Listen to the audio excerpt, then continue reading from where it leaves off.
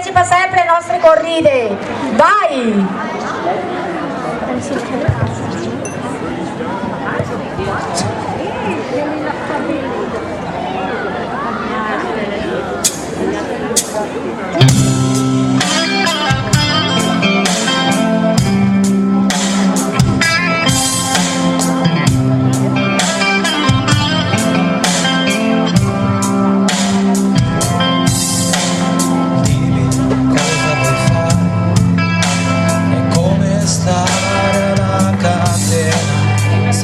Saper dove andare, respirare a malapena.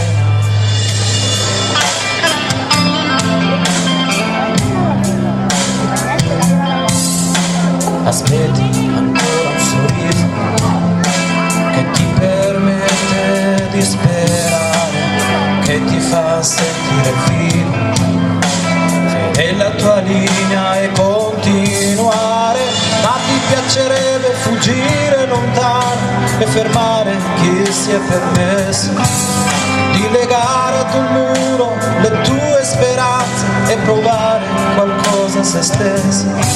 E allora vivi di più e ti arrabbi di più.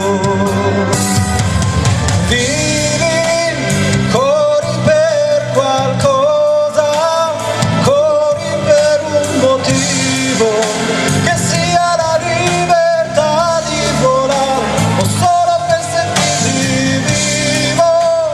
Corri per qualcosa, corri per un motivo, che sia la libertà di volare o solo per sentirti vivo.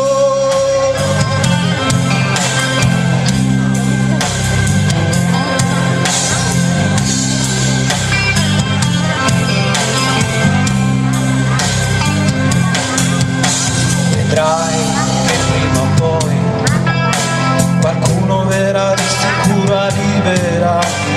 Vedrai che ce la farai, non è detto che per forza devi fermarti. E allora scoprirai che questo tempo che passa ricopre tutto ciò che ti resta, e che per avere la libertà dovrai per forza chinare la testa.